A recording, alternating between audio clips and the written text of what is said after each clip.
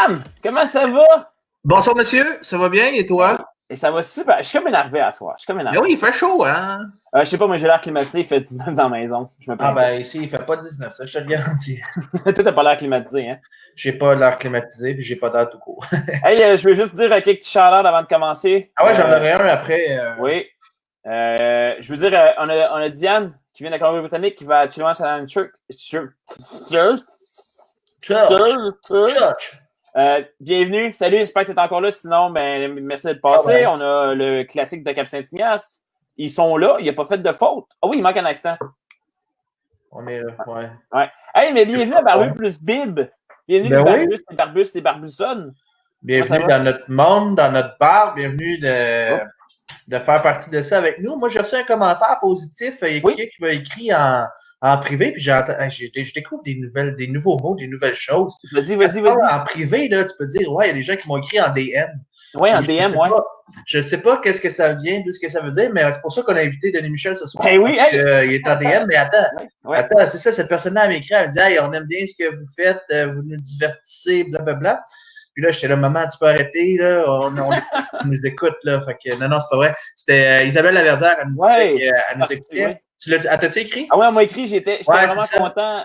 Sérieusement, ceux qui écoutent, fidèles, on est contents, on sait que vous aimez ça, on est heureux. Puis DM, c'est pas pour direct message, c'est pour Denis Michel Thibault.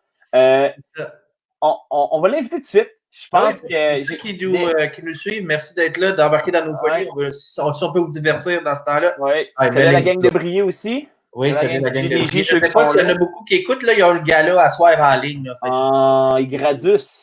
Ben, pas toutes, là. Il y en a plusieurs. Hey, mais Denis Michel Thibault! Hey! Je t'avais dit faire attention à tes bras, t'avais une belle pause comme ça, c'était impressionnant. Ah oui, j'attendais patiemment pour voir ce qui allait se passer ici.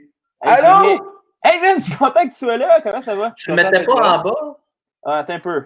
On va kicker out Sam. Oh, non, mauvaise personne. Hey, voilà! Ma mère m'a dit, voilà. Votre invité va être dans le milieu, c'est important. Quand ta mère parle, tu l'écoutes, ça a l'air.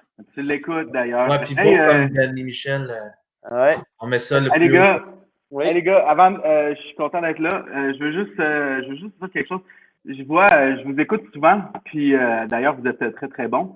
Puis, il y a deux choses que je veux dire avant ça, avant de vous voler l'intro tout de suite.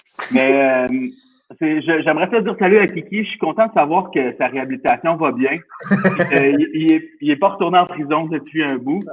Puis ça, c'est vraiment bon. Je suis content de voir tout ça. Il écrit en plus. C'est le fun. Mais l'autre chose aussi, sérieusement, Sam, ça s'adresse à toi. Je trouve que moi, j'écoute beaucoup votre émission. On est auditeur fidèle ici. Mais sérieusement, Sam, t'es pas mal bon. Je trouve que t'as maturé beaucoup. La dernière fois qu'on s'était parlé, t'étais rendu un jeune bambin immature et un peu susceptible. Tiens, je pense que c'est ça le mot. C'est quelle la dernière fois qu'on s'est vu? Ça doit faire longtemps, ça doit faire 10 ans. Ah bon, Marc, ça fait 10 ans, les gars, ça fait 6 ans.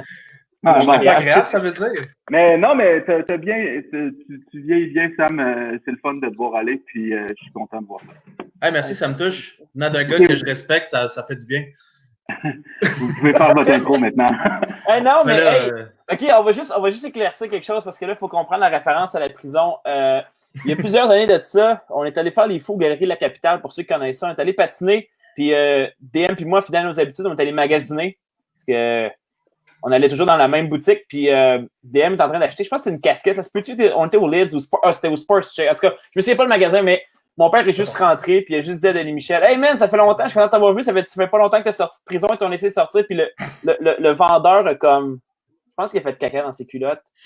Il était mal à l'aise, puis DM qui a embarqué, puis c'était vraiment, fait que ça a toujours resté, fait que c'est toujours un inside de prison, fait que avant que Kiki fasse la joke, parce que Kiki c'est surnom à mon père, on a juste décidé de briser ça de suite, mais moi je suis content de t'avoir DM parce que ça fait quand même longtemps qu'on se connaît. J'ai oublié de compter, mais avant qu'on rentre plus dans l'entrevue, vu que tu es un auditeur, tu es probablement la seule personne qui nous écoute sur YouTube, tu sais qu'on a toujours nos fameux... Il y a 3 ou 4 personnes. Chaque fois, il y a genre 4 ou 5 views. Ouais, mais il y en a toujours une là-dessus. Moi j'y vais. Fait qu'on s'écoute nous-mêmes. Les 3 sont ici ce soir. Donc, s'il vous plaît, allez nous écouter sur YouTube. On va être payé un jour. Oui, mais, ben oui, on veut notre vue, là. C'est comme un. On veut nos vues, mais on va faire le meme du jour. On ne s'éternisera pas trop longtemps, mais Sam, t'en as-tu un pour nous? Ah oui, j'en ai plusieurs en fait, mais je viens de le trouver à l'instant. J'ai vu ça je suis sur un groupe de hockey. C'est des Denis Michel, tu couvres le hockey, j'imagine? Pour RDS. Oui, ouais. c'est ça. Bien, ouais. Ben c'est ça. Tu sais, vous savez, à Buffalo, ça brasse, hein, les gars. Tu sais, il y a eu beaucoup de changements. Puis j'ai trouvé la photo du nouveau staff de Buffalo. Donc voilà. Donc dans le fond, on peut reconnaître que le general manager c'est Jack Eichel, l'assistant GM c'est Jack Eichel, le head coach c'est Jack Eichel, le head scout Jack Eichel, à l'équipement Jack Eichel et la mascotte Jack Eichel. Donc je trouve ça hilarant. Donc pour ceux qui savent pas. C'est là. Oh, j'ai enlevé DM. Il l'a peut-être apprécié quand même s'il n'était pas là. J'ai tout vu, j'ai bien apprécié. Ouais. Mais quand même, faut quand même comprendre ici que c'est quand même fou quand ton président te dit « Hey, t'as ta job assurée » et que 3 mois plus tard, il dit « Bye bye! Merci, Bottrill! » Hey, moi, j'en ai un. Je l'ai trouvé drôle. C'est mon préféré de la semaine. Ben oui. Les tireurs sonores s'est éteint parce qu'ils ne se lavaient pas les mains. « Oh non, je ne veux pas mourir! » Et après, j'ai trouvé celui-là, j'en avais à peu près comme 8 autres pareils. Fait que je me suis dit, tout le monde est sur les T-Rex. Moi, je suis tanné. J'ai encore les mains. Je suis allé au centre d'achat lundi, puis j'ai encore les mains qui sentent le Purex. C'est le Purel, excuse, c'est pas Purex. Le Purex. T'as comme mélangé deux choses en même temps. Tu sais, le Purex, c'est comme aussi un savon à lessive. Non, c'est ça. Je me suis juste trompé entre les deux. Fait que c'est ça. Sam, t'en as-tu un autre? Oui, ben, c'est pas vraiment un meme, mais tu sais, Denis Michel, il travaille en télévision. J'aurais besoin de ton aide, en fait. Okay.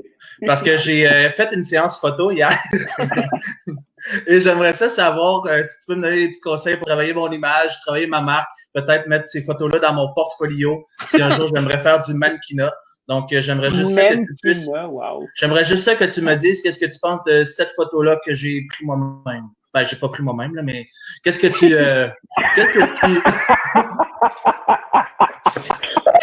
Il n'a pas mis ça pour vrai. Qu'est-ce que tu en penses, honnêtement? Je pense que c'est splendide. Le regard, t'as-tu comment? Moi, je pense que c'est surtout dans le regard. J'aime la position du bras gauche. Peut-être un peu travailler la position de la hanche gauche la prochaine fois. Oui, elle laisse un peu entrevoir mes sous-vêtements, oui, c'est vrai. Mais tu sais, on voit vraiment qu'il y a quelque chose dans les yeux, là. Il y a beaucoup d'émotions. Tout se passe dans les yeux. Merci, ben j'en ai quelques-unes. Est-ce que ça vous intéresse de voir les autres? Oui, vas-y. Regardez qui a commenté. Christian Cano, c'est 1000 personnes, t'es merveilleux. Hey, salut Christian. Écoute, j'ai celle-là aussi, là, le bras gauche. Tu vas voir, il y a une petite tendance avec le bras gauche. Je pense que j'ai beaucoup trop consommé d'alcool. Non, j'ai même pas bu hier. Fait que ça, c'est drôle. Fait que j'étais allé au chute d'Achata, pour ceux qui connaissent pas. Donc, aussi, j'en ai une autre. Ma préférée, je vais vous la montrer. Je m'excuse. Mais ça, c'est des beaux mollets. Honnêtement, là, je me fais souvent commenter sur mes mollets. Puis là, celle-là, elle m'impressionne un petit peu plus. Je veux dire, c'est un petit peu vulgaire, mais je vous laisse apprécier quand même.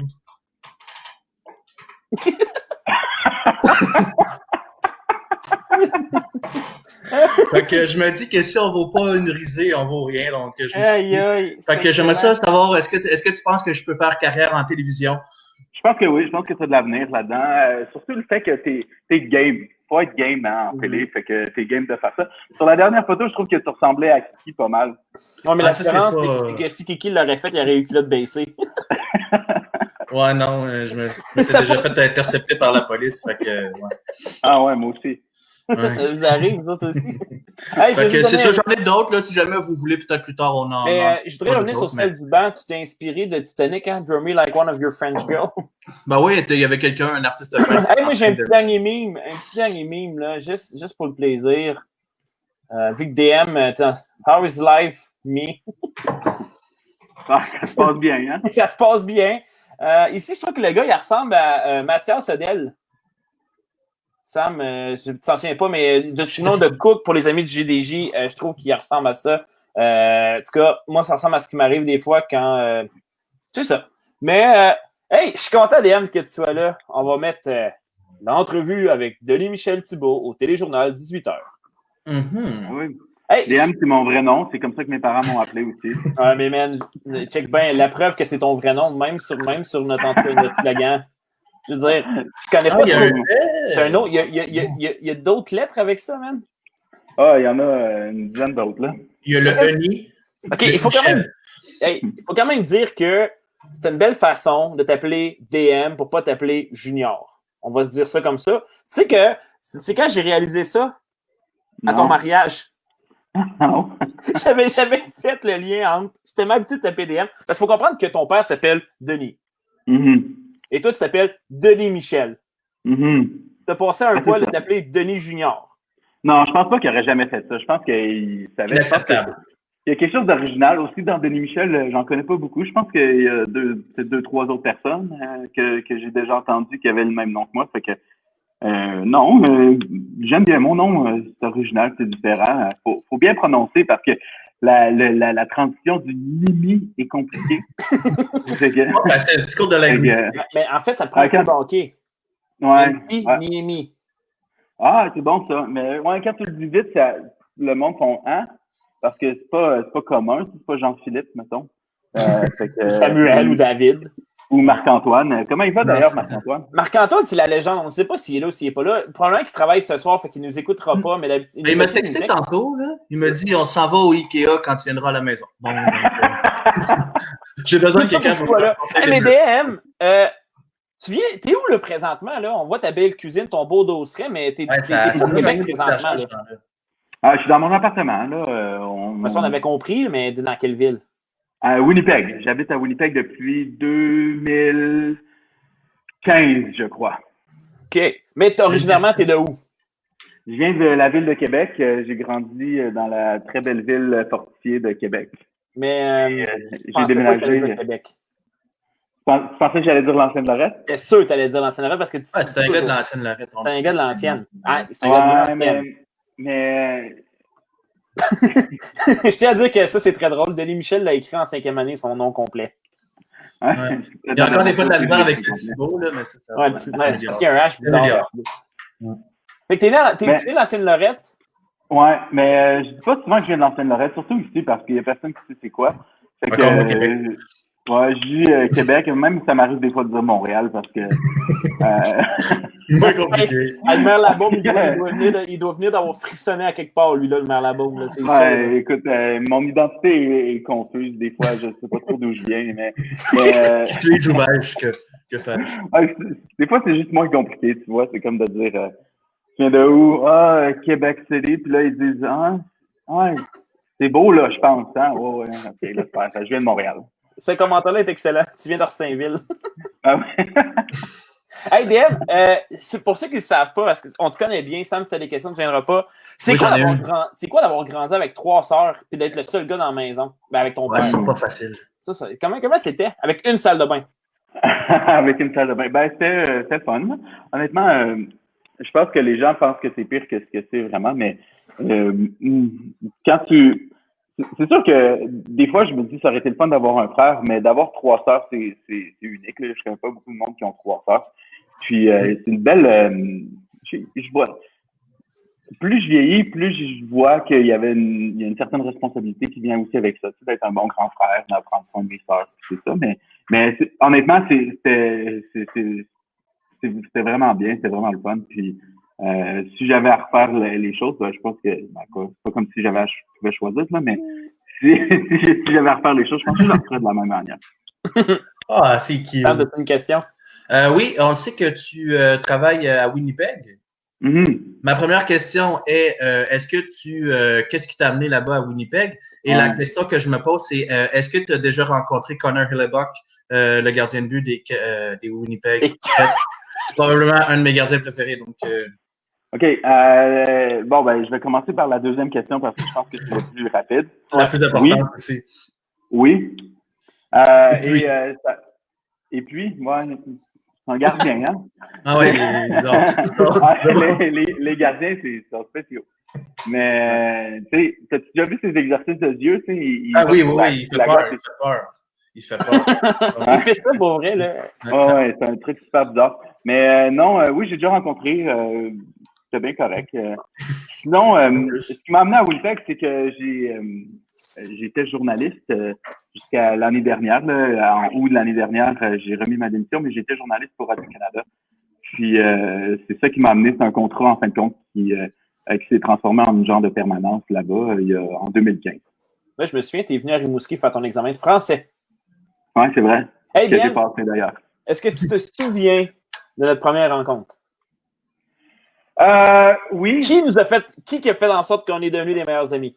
Des chicks? Oui, effectivement. C'était une amie qui s'appelle Christina. Yep. On avait 15 ans. Puis c'était ouais. à une conférence jeunesse à Montréal. C'était dans le temps à l'Arena Maurice Richard. Yeah, c'est ça! Et c'était un des plus beaux moments de ma vie. Mais non, mais honnêtement. Rencontrer David. Comment? La conférence ou rencontrer David? Les deux. Rencontrer David, évidemment. Pour vrai, honnêtement, je me souviens encore le moment que Christina nous a présenté. Toi, l'exubérant que tu étais à cette époque-là, qui était un petit peu plus gros, avec un petit peu plus de cheveux. Ah, c'est vrai. Ça a pris du temps avant que je t'aime 100% vrai, parce qu'on s'est juste comme revu l'année d'après. Ouais, on ne voyait pas beaucoup. C'est que notre amitié a vraiment pris de l'ampleur, a pris vraiment de la vitesse quand on a commencé à avoir des autos. Parce que toi, tu viens de Montmagny. Puis, on dit Montréal chez nous, on dit Montréal. Toi, t'es de l'ancienne Lorette. C'est ça que j'ai rencontré. Mais pour vrai, ça a été toi, Sam, tu l'as pas aimé de suite, DM. Je sais pas. Tout ce que je me trouvais, c'est qu'il parlait pas et qu'il était gossant, là. Non, mais là, check pourquoi on est devenus amis. Sérieux, Sam? Aïe, aïe. Non, mais probablement que t'étais, je sais pas, t'étais en mode conférence jeunesse, là, je sais pas. Oui, il était en mode. Un peu en mode conférence jeunesse. Surtout avec le manque de sommeil. Manque de sommeil, là. Mais, DM, on va passer tout de suite à la portion entrevue parce que je pense que c'est ce qui est bon. Je te connais, puis aussi le temps file, ça va vite, c'est un peu ridicule comment c'est pas long. Moi, je le sais que quand on s'est rencontrés, un des points communs qu'on avait, c'est que les deux, on savait qu'on voulait devenir pasteur jeunesse. Donc, à part vouloir être pasteur jeunesse, c'est quoi qui t'a poussé à faire tes études en ligne à l'IBQ, qui est l'Institut biblique du Québec? Moi, c'est juste parce que autour de l'âge de 16 ans, là, autour du moment qu'on s'est rencontrés, je te dirais, j'ai commencé à vraiment sentir que Dieu m'appelait vers le ministère. Puis à ce moment-là, je me disais, ouais, je pense que ça va être ma place. Ça va être ma place. Ouais, c'est ça, pasteur jeunesse, je pensais que pour moi, ce serait vocationnel. Là, un peu comme toi tu fais avec un salaire. Puis c'est ça qui m'avait poussé à faire mes études au collège biblique. Dans le fond, c'était juste d'aller chercher un genre d'enseignement, d'aller chercher des connaissances théologiques qui sont nécessaires des fois pour pouvoir répondre à des questions, pour pouvoir bâtir des messages, pour aussi pour mieux connaître Dieu. C'est vraiment important. Ça m'a-tu quelque chose à poser? Ouais, puis c'était quoi ta vision à ce moment-là? C'était-tu, je vais faire mes études, puis je vais essayer d'être pasteur? Est-ce que tu pensais prendre la relève à ton église? Je sais pas. L'endroit était pas mal secondaire là, dans ce que j'avais en tête. Mais j'avoue que à ce moment-là, je le voyais pas mal comme une carrière. Au lieu de le voir comme un appel, j'essayais de jouer le jeu. Tu sais comment des fois là, on peut voir ça comme une game, comme une carrière. Puis à un certain moment donné, ce que je voulais faire, c'est d'être pasteur jeunesse, puis peut-être un jour devenir associate pastor, puis là après ça, pourquoi pas devenir pasteur principal. Puis tu montes graduellement les échelons. Oui, jusqu'à table, parce que c'est ça le plus important, right? Ben oui, évidemment. Mais tu sais, je pensais peut-être qu'à ce moment-là, ce serait ça qui serait mon appel, puis c'était là que je pensais que Dieu me voulait. Mais ouais, les choses ont été un petit peu différentes là, pour moi. Oui, parce que dans le fond, si je me souviens bien, puis ma mémoire est, en tout cas sur notre amitié, est dure à battre, mais tu t'es retrouvé après une partie de tes études à aller faire un stage comme pasteur jeunesse à Orléans, si ma mémoire est bonne. Right? Oui, Orléans, c'est comme une banlieue d'Ottawa, en fait. En face de Thurso, Sam. Oui, non, mais c'est juste, je me souviens dans ma tête de savoir que tu étais parti quelque part. Là. Ouais. Puis ça s'était super bien passé au point même que ils m'ont rappelé puis ils m'ont dit on veut t'engager à temps plein pour venir. Il y avait une église francophone qui s'implantait dans une ville qui s'appelle Rockland, qui est encore plus à l'est d'Orléans, d'Ottawa. Je dirais que c'est à peu près une vingtaine de minutes d'Ottawa. Tout le monde qui habite là travaille à Ottawa en fin de compte. Puis c'est une petite communauté francophone dans l'Ontario francophone. Là, vous savez, tous ces villages, là, Lorignal, Plantagenet, entre la frontière québécoise puis Ottawa, c'est très francophone. Puis c'était un de ces petits villages-là qui est aussi francophone. Fait qu'il y avait une église qui commençait, qui était un plant de l'église de Orléans. Et puis, eux, leur but, c'était de faire des services bilingues. Fait qu'ils faisaient un service en français, un service en anglais le dimanche matin. Il y avait 10 personnes dans chaque service, mais c'était ça. Le but, c'était de servir la communauté de manière bilingue. Puis eux, ils m'avaient engagé la première année. J'avais organisé un camp de soccer. Ils m'ont dit « Hey, on aimerait ça te savoir comme notre pasteur jeunesse. » Fait que j'étais revenu pas longtemps après, là, c'était quelques mois seulement après pour enclencher le processus pour devenir officiellement pasteur jeunesse là-bas. Puis, est-ce que pour toi, c'était une bonne période ou une moins bonne période? Le premier séjour était extraordinaire. Je pense que ça a été un bon moment, mais c'est quand je suis revenu, les choses ont commencé à vraiment être rock'n'roll pour moi à ce moment-là. Puis je rentrerai pas dans les détails, mais tu sais vraiment, ma foi a été mise au défi. Puis un peu comme quand quand votre foi est aussi mise au défi, on a toujours un choix, hein, tu sais, on a toujours le choix de dire OK, je continue, j'avance, puis OK, Seigneur, je comprends pas, mais ça va pas bien, mais j'avance. Puis à ce moment-là, ça a commencé ma vie commençait à être un peu rock'n'roll, là, un peu hip-hop, mais puis c'est ça. Fait quand je suis retourné pour le deuxième séjour quelques mois plus tard, vraiment, je pense pas que j'étais en super santé spirituelle. Et puis à ce moment-là, j'avais 23 ans, tu sais, fait beaucoup, c'était jeune, beaucoup de maturité, je sentais qu'il y avait beaucoup de pression. Puis l'église là-bas a rien fait de mal, en fait. Tu sais, ils ont tout fait pour m'accueillir, ils ont tout fait pour m'aider, ils ont tout fait pour me faciliter la vie. Mais moi-même, je me mettais beaucoup de pression pour ce job-là. Puis à un moment donné, je pense que je dis, hey, tu sais quoi, je pense pas que ça me tente de faire ça pour les 35-40 prochaines années de ma vie.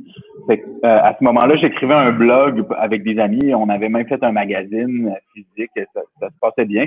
J'aimais beaucoup écrire. Fait que je me suis dit, hey, pourquoi pas essayer le journalisme à ce moment-là. Puis c'est là que j'ai remis ma démission. Je suis revenu à Québec. J'ai commencé l'université en journalisme à Laval.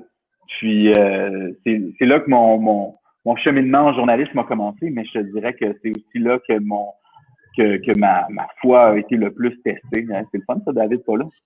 Je te posais la question, justement. Non, mais c'est ça. Fait que je te dirais que ma foi a été pas mal testée à partir de ce moment-là. Ça a commencé une période là, qui a été assez difficile pour moi où les choix que j'ai faits aujourd'hui, je les regrette beaucoup. Ouais. Est-ce que, je sais pas si Sam, tu as quelque chose à ajouter? Oui, dans le fond, là, c'est ton... Tu sais, parce que là, je me questionnais beaucoup quand tu parlais, est-ce que c'était la faute de l'Église? Est-ce que c'était ta faute à toi? Est-ce que tu as été mal encadré? J'essayais de trouver, j'essayais de gratter un petit peu qu'est-ce qui causait ce... Parce que c'est sûr que tu es dans un moment, tu étais jeune. Est-ce que c'est parce que tu n'avais pas vraiment vécu ta jeunesse ou que tu... je sais pas, j'essaie juste de...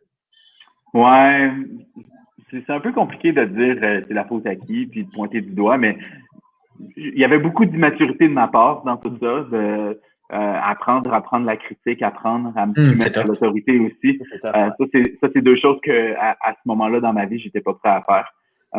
Puis est-ce que j'étais bien encadré? Je pense que de manière générale, oui. Mais je pense que ça a été un moment assez tough. Mm-hmm. Oh boy, Christian. Ouais. Hey, Christian. Je sais pas, c'est vraiment cool que Christian soit là, mais est-ce que tu penses que... Je suis content de savoir ça, Christian. Merci. C'est vraiment cool de voir. Ça, c'est une des joies du live, c'est cool de faire. Est-ce que tu penses que le journaliste est un peu devenu comme un exutoire pour toi? Hey, là, j'ai sorti le mot de la journée. 100%. Pour moi, c'était un échappatoire de ce que je pouvais, des difficultés que je pouvais vivre, de la manière.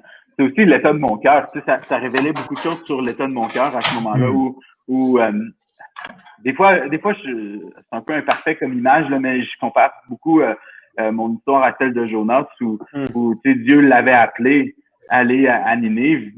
Puis à un moment donné, Jonas a dit non, moi je m'en vais à Tarsis. Puis, c'est à peu près... Des fois, je vois le journaliste un peu comme mon Tarsis à moi, tu sais. À un moment... Qui t'a amené à Gaspé, qui t'a amené à Winnipeg. Winnipeg. Toutes des places proches de Québec. C'est le ventre de ma baleine. Mais c'est un peu ça pareil quand tu y penses, parce que, tu sais, c'est fou.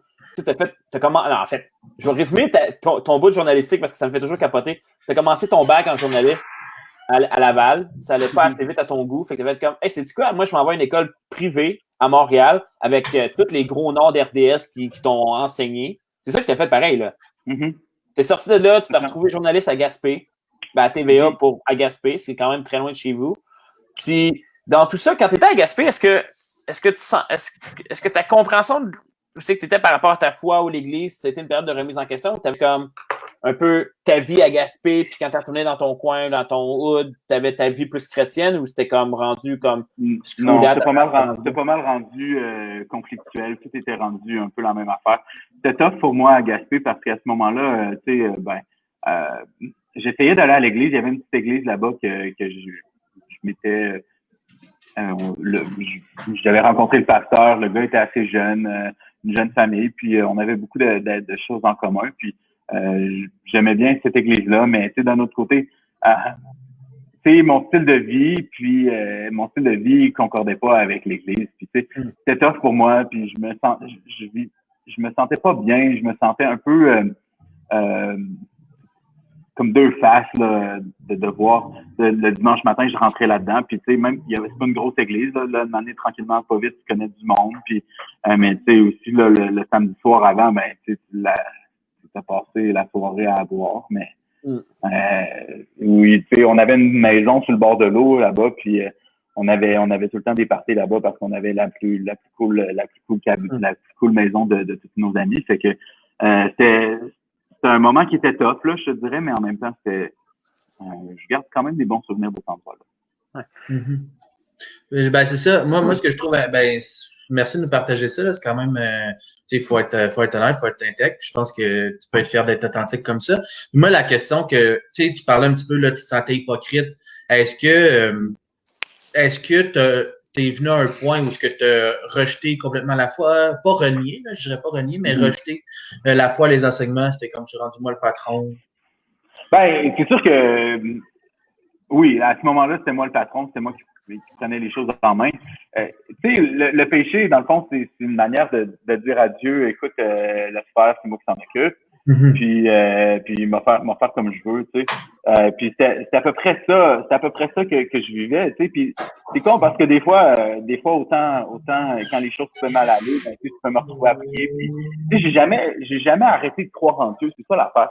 C'est que j'ai jamais arrêté de dire non, Dieu n'existe pas. Je pense que j'ai toujours su qu'il était là, mais ça me tentait juste pas de vivre pour lui, tu sais, parce que si on se dit la vérité, là, si on n'essaie pas de mettre de gants blancs en ce moment, être chrétien, c'est difficile. Ouais. Puis c'est difficile, puis ça demande des sacrifices, puis ça demande des efforts, puis c'est ceux qui vont dire que c'est facile pour essayer de vous amener dans le christianisme, ils vous mentent. Non, ils vous mentent. C'est tough être chrétien. Sauf que la réalité, c'est que oui, c'est tough, mais ce qu'on retrouve dans ça, ce qu'on prend en retour, ce qu'on a en retour de notre foi est beaucoup plus grand. Puis là, je veux pas tomber dans l'espèce de théologie comment on appelle ça, là, Prospérité. Prospérité. Tu sais, je veux pas tomber dans le prosperity gospel du genre plus tu fais d'efforts, meilleur ça va être pour toi.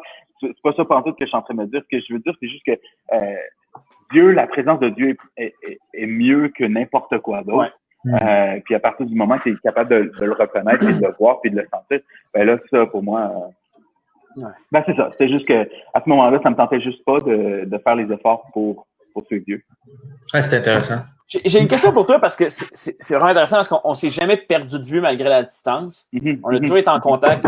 Je me demandais, puis ça a toujours des questions, puis je pense pas que on s'en est parlé plein de choses. Parce que moi et toi, on est tout le temps upfront un envers l'autre. On s'est souvent dit, et je le dis parce que j'ai passé cette partie de la journée, mais combien de fois on s'est dit qu'il fallait sortir la tête du cul dans les situations, right? Puis, je savais que ça allait faire cette phase-là, mais je trouvais... Non, mais je veux juste savoir qu'est-ce que vous entendez par ça, là, parce que c'est ça, moi. Mais c'est parce qu'il faut comprendre que moi et DM, on est pareil sur beaucoup de choses. Je veux dire, Caro, elle, la première fois qu'elle a vu moi et DM vraiment ensemble, c'est quand t'es venu passer l'entrevue pour Radio-Canada avant d'aller à Winnipeg. T'es arrivé, on t'allait prendre un café, puis après ça, on est arrivé à la maison, puis on a juste ouvert le football, puis on a passé, je pense que c'était comme 2 heures jusqu'à 6 heures à jaser de hockey, de sport, puis tout ça.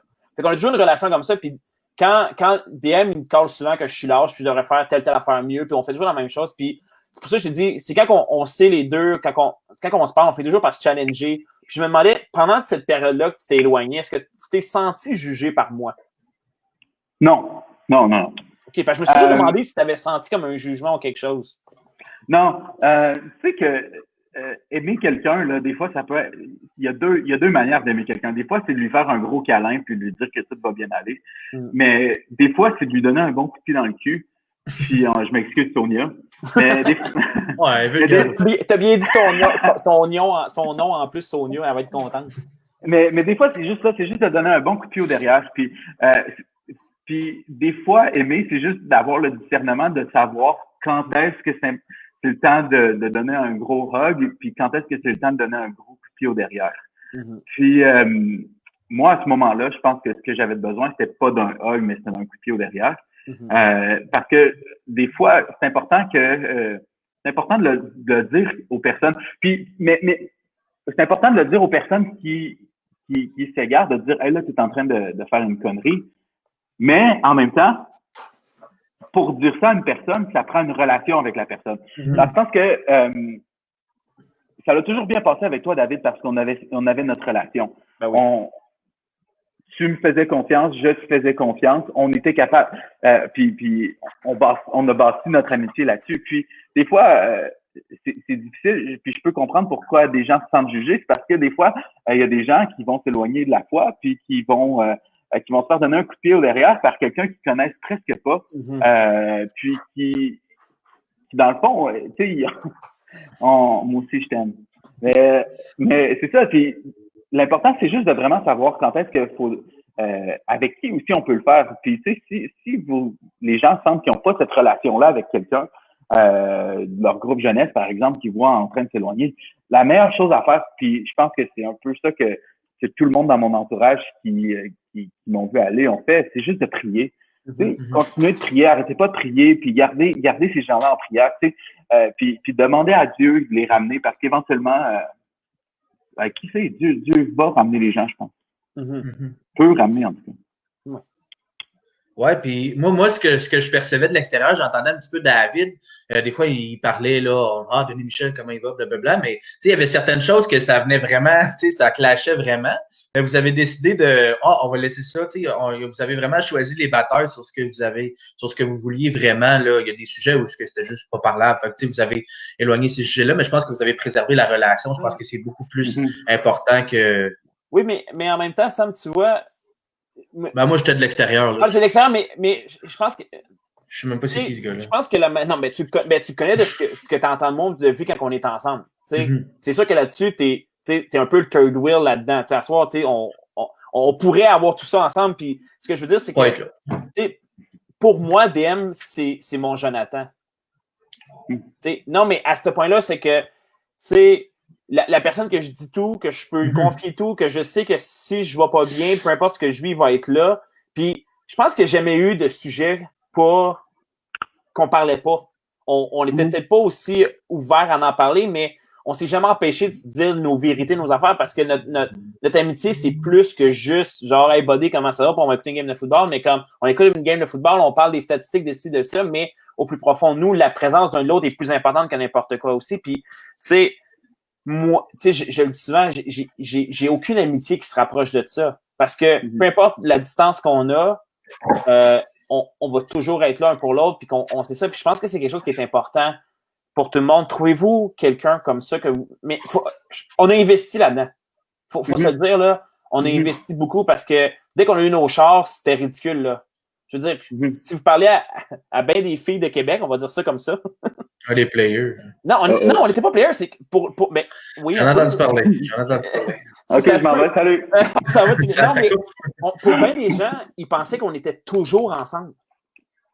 Tu te souviens, on se les fait dire souvent comme vous voyez juste comme le vendredi, samedi, dimanche. Ouais, on se voyait 3 jours semaine, puis on se voyait comme à partir de 11h le vendredi parce que DM à la semaine, puis on s'en rejoignait. Puis tu sais, moi, j'allais coucher chez eux, puis on voyait des affaires, puis on faisait ça, on faisait. Tu sais, on était, quand on était ensemble, on était intense, mais on l'a bâti, ça aussi. C'est vrai. Tu sais, ça s'est pas fait comme ça, là. Ben, Dieu était bon là-dedans, il savait exactement pourquoi il nous mettait ensemble. Puis je pense que c'est quelque chose qui est important qu'on met pas assez d'avant dans l'Église. C'est pas une critique ici, mais non. Je pense que c'est difficile aujourd'hui, dans notre société en général, de créer des vraies amitiés. Parce que on est. Puis c'est vrai, c'est vrai, Dieu, c'est l'auteur de notre amitié, puis on le sait, puis c'est que on est tellement dans l'air de l'instantané que s'asseoir puis de parler des vraies choses, on se donne pas cette place-là. Puis la vulnérabilité, tu sais, parce que moi, évidemment, on l'a eu souvent ensemble, puis tu sais, je repense quand je suis allé te voir pour ton mariage, tu sais, je me suis encore, on jasait les deux dans un spa, pas rapport, à moitié chaud, qui ne donnait pas, puis on était les deux en train genre de se challenger sur, hey, faudrait que tu lises plus ta Bible, faudrait que tu fasses plus ci, puis tu sais, c'est important, ça aussi, d'avoir ça, d'être capable d'avoir ça. Mais j'ai peut-être une autre question, parce que je pense que ça, c'est important, mais tu sais, t'es à Winnipeg, t'es un peu, tu sais, t'as eu ta baleine, t'as un temps à Winnipeg, c'est que ça s'est replacé, tu t'es rapproché, t'es maintenant impliqué dans une église qui s'appelle Anchor Point, qui en tout cas pour moi, c'était une révélation. C'est quoi le plus gros défi de l'Église francophone hors Québec? Parce qu'on parle toujours de l'Église francophone au Québec, puis je trouve ça fou, mais en tout cas, moi, ce qui m'a frappé, c'est la capacité que je pouvais parler en français à Winnipeg. Ça m'a frappé d'en face. J'ai réalisé qu'il y avait des francophones hors Québec. C'est quoi le défi, je pense, le plus? Ah, ben, c'est tough parce qu'il y en a juste pas, en fait. Les églises francophones hors Québec, le problème avec ça, c'est que les francophones parlent presque tous anglais. Je veux dire, s'ils habitent ici, la base d'anglais, au moins, elle est là. Puis souvent, les gens qui sont chrétiens, ben, ce qu'ils vont faire, c'est qu'ils vont aller dans une église anglophone parce que c'est ça qui est naturel. Fait que, à ma connaissance, il y a peut-être une ou deux églises francophones à Winnipeg maximum. Puis encore là, c'est des églises qui ont genre 10 personnes. Puis je suis pas en train de dire que c'est mauvais, là, mais je suis juste en train de dire que souvent, il y a eu des tentatives d'églises francophones dans le passé aussi. Je connais des gens qui ont essayé de partir des choses, mais ça n'a juste pas marché parce que je sais pas en fait pourquoi ça n'a pas marché. Mais c'est sûr que quand tu rivalises contre le marché anglophone tout le temps, c'est difficile. Puis je veux pas traiter l'Église comme une consommation, comme quelque chose que tu consommes, puis comme à l'épicerie ou au centre d'achat, là, mais c'est juste c'est un peu ça aussi quand même le problème, c'est que les gens ça dépend vraiment ce à quoi ils donnent de l'importance.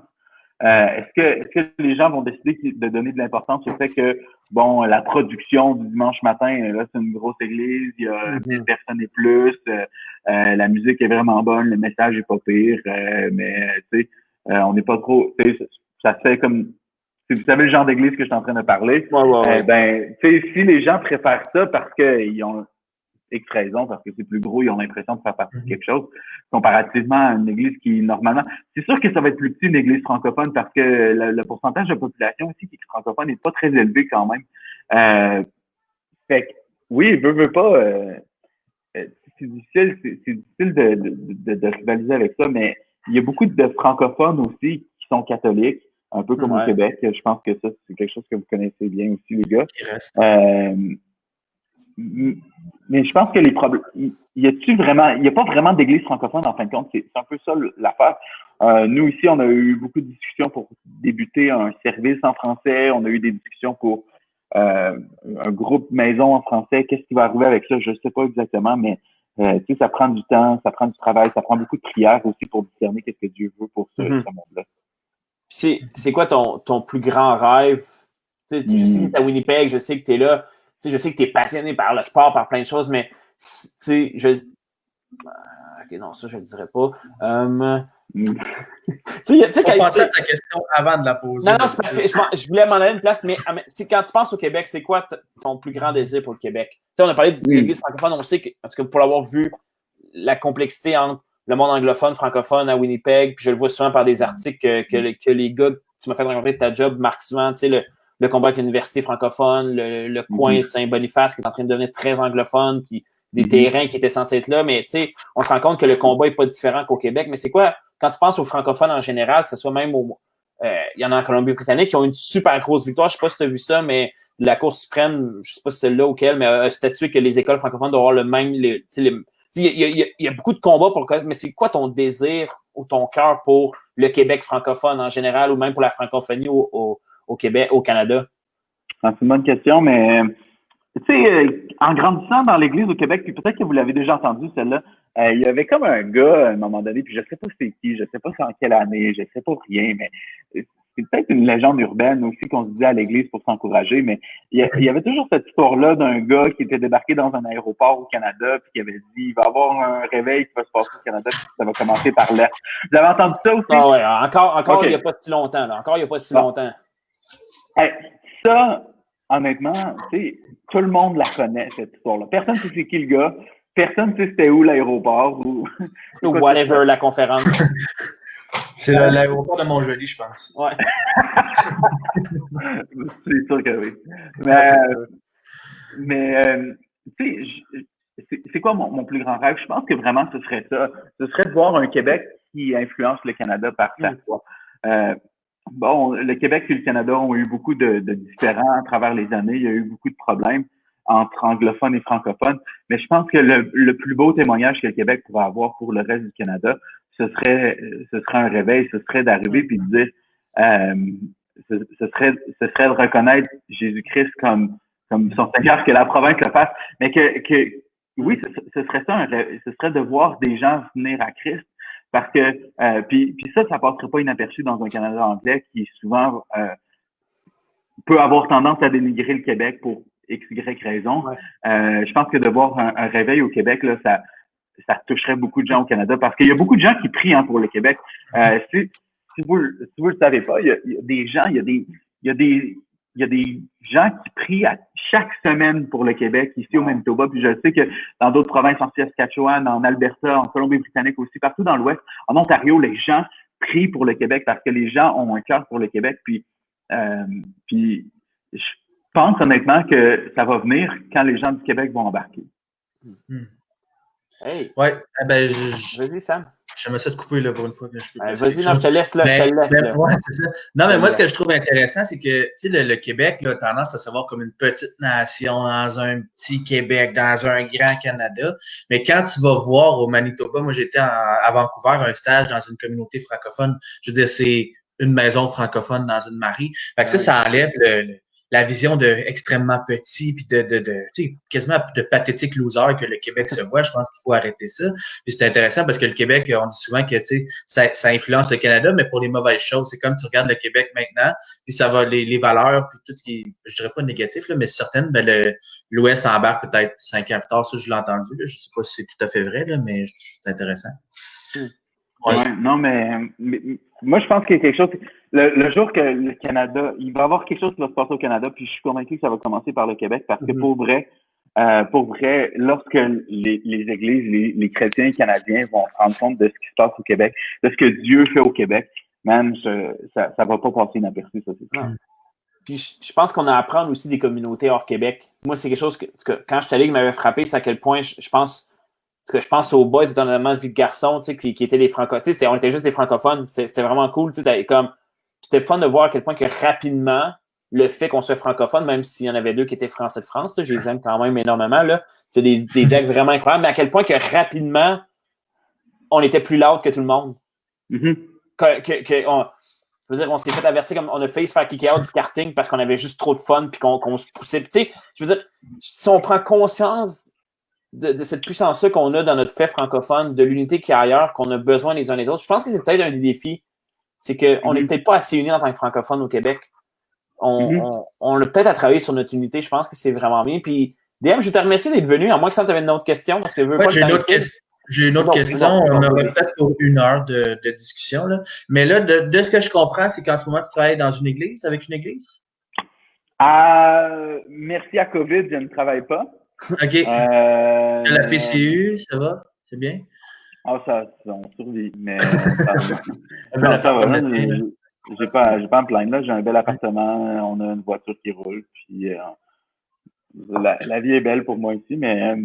Parce que j'ai une sous-question, là, c'est pour ça. Ouais, vas-y. Ben, c'est ça, ben là, dans le fond, tu es impliqué avec une église à... Je peux dire que ça, tout comme ça? Oui, parce que là, on a vu le chemin où est-ce que tu quittes l'Église dans tes questionnements ou dans tes un peu dans ton hypocrisie, en tout cas, tu comprends ce que je veux dire, que tu te sentais mal, puis qu'est-ce qui a fait que tu es revenu, en fait, parce qu'on manque ce côté-là, puis j'imagine que c'est une très belle histoire.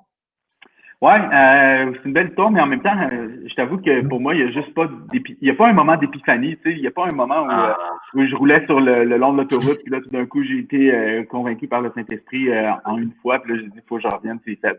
Mais vraiment, tu sais, le Saint-Esprit a une manière de travailler qui est assez unique. Puis, tu sais, Dieu, Jésus se révèle à toi d'une manière tellement unique. Puis pour moi, ça s'est fait simplement, c'est à partir du moment que je suis arrivé à Winnipeg, dans les 6-7 premiers mois, à un moment donné, là, j'ai commencé à faire, OK, là, ça n'a pas de bon sens.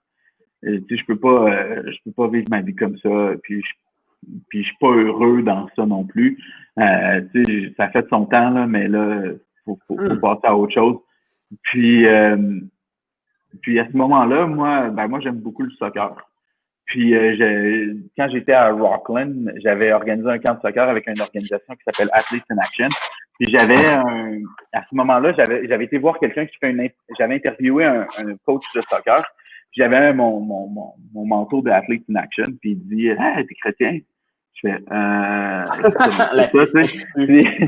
Puis là, là, il dit, ouais, Athletes in Action, moi aussi, je suis chrétien, je vais à telle église. J'ai fait, OK, bon, ben, je connais quelqu'un qui va dans une église. Fait que là, quelques semaines plus tard, je me dis, bon, je vais aller visiter son église. Puis, bon, je suis resté. J'ai fait quasiment 1 an dans cette église-là. Je m'étais impliqué avec la jeunesse. Je m'étais fait des amis, tout. J'étais même devenu leader d'une cellule maison, là, d'un groupe maison dans cette église-là. Ça, c'était jusqu'à temps que je rencontre ma femme. On a décidé d'aller dans une autre église, mais... T'es trouvé une fois que t'es dans une bonne famille d'église, en plus? La première fois, c'était pas les océans, mon ami. Mais quand t'es allé, finalement, t'as été pendant un bout. Dans un océan? Non. Ouais, c'est pas ça que tu m'as dit? Non, c'est pas grave. Non, je ne vois pas pour ça. Vous débattrez après, là. Je pense pas que les gens... Non, on va juste être kicker out. On va juste faire de la famille d'église, là. Hein, l'unité! Hey, on est de même, nous autres. Ouais. Mais c'est intéressant parce que moi, ce que je trouve, c'est que, tu sais, souvent, les jeunes, tu sais, ils t'ont pas mis nécessairement en grande position, mais tu as eu des responsabilités dans une église. Je pense que ça a dû vraiment t'aider dans ta marche, là. Ben, oui, parce que, tu sais, quand t'as des responsabilités, t'as pas le choix de faire des choses d'une certaine manière. Tu sais, tu dis, OK, là, je suis responsable de ce groupe jeunesse-là, je peux pas m'occuper des jeunes, tu sais. À ce moment-là, j'avais quoi, 26, 27 ans. Tu sais, je me disais, je peux pas m'occuper de ces jeunes-là, puis après ça, aller au bar, rencontrer du monde. Nope, puis, ça marchera pas. M'arracher la face. Il y avait une incohérence à ce moment-là, puis en plus de ça, ben Dieu m'appelait, puis il me disait, écoute, là, à sa manière, il me parlait, je recommençais à prier sur une base régulière, puis à lire ma Bible, puis à ce moment-là, ben là, il fallait juste prendre une décision, puis dire, OK, là, est-ce que je suis in ou je suis out, tu sais? Est-ce que je fais partie de la famille ou je fais pas partie de la famille? Tu peux pas être entre les deux, là. Non, parce que à un moment donné, là, c'est qu'il faut juste que tu prennes une décision. Puis à ce moment-là, puis là, en ayant les responsabilités, j'ai vu que là, je suis in, là. Puis même à ce moment-là, je me souviens, ça me revient, là. À ce moment-là, je m'étais dit, OK, de dating, là, je ferai plus de dating pendant 1 an. Je consacre 1 an, pas de dating, je fais rien pantoute, je fais juste me consacrer à Dieu, puis à me remettre ma santé spirituelle, ma santé, à reprendre ma santé spirituelle. Puis ce qui est arrivé, c'est que quelques mois, même pas 1 mois après avoir terminé ça, j'ai rencontré ma femme. Fait que... Ouais. Et c'est sa femme. Hey, mais c'est vraiment le fun. Puis tu sais, on approche la marque du 55 minutes. Fait que ça veut dire qu'on a jasé pendant 50 minutes, un peu plus. DM, moi, ce que je propose, c'est que tu reviennes à un moment donné, puis qu'on continue cette discussion-là. Qu'est-ce que t'en penses? N'importe quand. Ah ouais, ben tu peux prendre ma place dans notre... Non, Sam, j'aime ça faire ça avec le DM. On ferait juste ça, puis il y en a assez de podcasts là-dessus. Mais hey, DM, mais c'est une blague. En finissant, je prie pour toi. Je pense que c'est important. C'est intéressant parce que j'ai aimé l'image de Jonas, du fils prodigue. Je pense que des fois, c'est bon de se poser des questions, de voir, je ne vais pas dire de le faire, mais que des fois, de comprendre qu'est-ce qu'il y en est, c'est important, puis de voir comment tu te prodiges. Je vais prier pour toi, puis on va terminer là-dessus. Non, mais je m'excuse, David. Si tu me permets vraiment... Je suis pas stressé avec ça.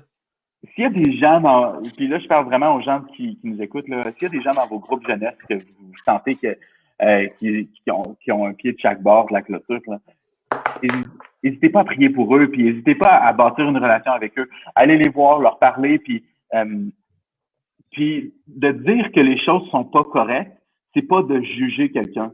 Je pense qu'on embarque dans le jugement lorsqu'on n'a pas de relation avec cette personne-là. À partir du moment que que vous êtes impliqués dans la vie de la personne, que vous êtes committed, qu'on dit en anglais, que vous embarquez, que vous dites, hey, écoute, on va aller jusqu'en enfer ensemble puis on va revenir. Ouais.